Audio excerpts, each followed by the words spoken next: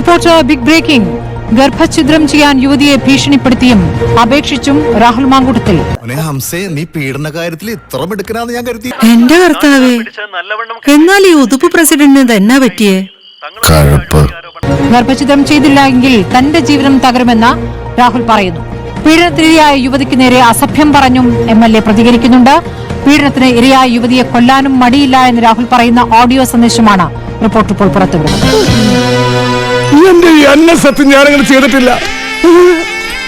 വെറുതെ കഴിഞ്ഞ ആഴ്ച നടന്ന കാര്യങ്ങൾ പറഞ്ഞു എന്നെ നാട്ടിക്കരുത്. എന്റെ പെർമിഷൻ ഇല്ലാതെ എന്നെ അത് ഇല്ലാതാക്കണമെന്ന് പറയുന്നത് എന്ത് അർത്ഥത്തിലാണ്?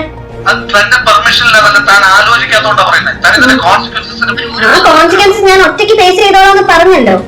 വയസ്സാകാലത്ത് പെമ്പിളരെ കാണുമ്പോ എന്താ ഇളക്കം? ഇങ്ങനത്തെ പ്രതിസന്ധികൾ ഉണ്ടാകുമ്പോഴാണ് യഥാർത്ഥ നായകന്മാരുണ്ടാവുന്നത്. അത് തന്നെ കുറിച്ച് മാത്രം നിമിക്കുന്നുകൊണ്ടാണ്, അല്ലാതെ എന്നെ കുറിച്ച് നിമിച്ചിട്ടല്ല. അല്ല, ഒരിക്കലുമല്ല, ഒരിക്കലുമല്ല, ഒരിക്കലുമല്ല, ഒരിക്കലുമല്ല. ഇവളാള് കൊള്ളാമല്ലോ.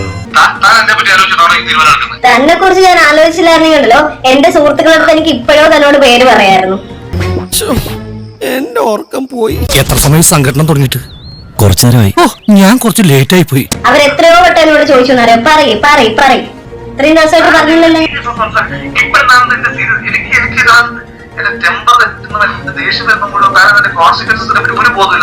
തന്റെ ടെമ്പർ തെറ്റുമ്പോ തനിക്ക് എന്തെങ്കിലും ഒക്കെ വിളിച്ച് പറയാൻ പറ്റുന്ന ഒരു വസ്തു ഒന്നും അല്ല ഞാൻ.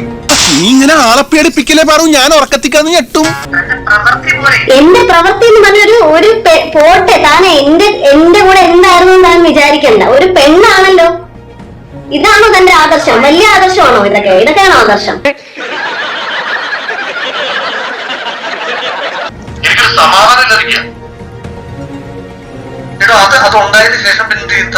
അതെന്തായാലും എനിക്ക് ഉപേക്ഷിക്കാൻ പറ്റത്തില്ലല്ലോ. വിഷമിക്കണ്ട, ഇങ്ങനെയുള്ള ഒരു അവസ്ഥയിൽ നമുക്ക് എന്ത് ചെയ്യാൻ പറ്റും ആലോചിക്കാം.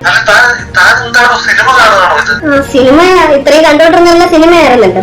ബാക്കിയുള്ളവരുടെ ഇമോഷൻസ് ഒന്നും താൻ ഇത്രയും ഭയങ്കര പ്രാക്ടിക്കൽ ആയിട്ടുള്ള ഒരാള് സമ്മതിച്ചു. ബാക്കിയുള്ള സ്ത്രീകളുടെ മനസ്സോ അല്ലെങ്കിൽ അവരുടെ ഇമോഷൻസോ അവരെന്താണ് ചിന്തിക്കുന്നത്, അവർക്ക് എന്ത് ബോണ്ടിങ് ആണ് ഇങ്ങനെ ഒരു സംഭവം വരുമ്പോൾ ഉണ്ടാകുന്നത്, അതൊന്നും തനിക്കറിയില്ല.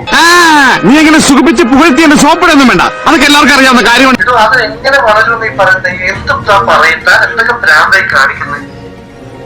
ഭ്രാന്ത് ഉണ്ടാക്കി തന്നിട്ട് ഇനിയിപ്പോ ഞാൻ എന്ത് ഭ്രാന്ത് കാണിക്കുന്നു?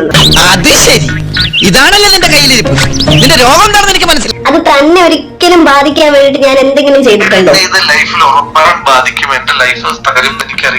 തന്റെ ലൈഫ് തകരത്തില്ല, തന്റെ ലൈഫ് തകരത്തില്ല. സത്യം എന്തിനാ? എന്റെ സമനില തെറ്റിക്കരുത് വൈദി. ഇവരോട് ഇറങ്ങാൻ പറയാ. തന്നെ പിന്നെ എടുത്തോളൂ.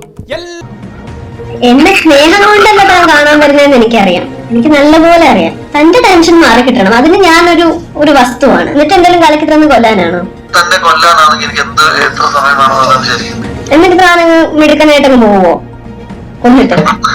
താൻ എന്താ ചെയ്ത് എനിക്ക് കൊല്ലാനാണ് തോന്നിയെങ്കിൽ താൻ കൊല്ല. ഞാൻ പേടിച്ച് ശശി സാറ് പേടിപ്പിക്കുന്നു.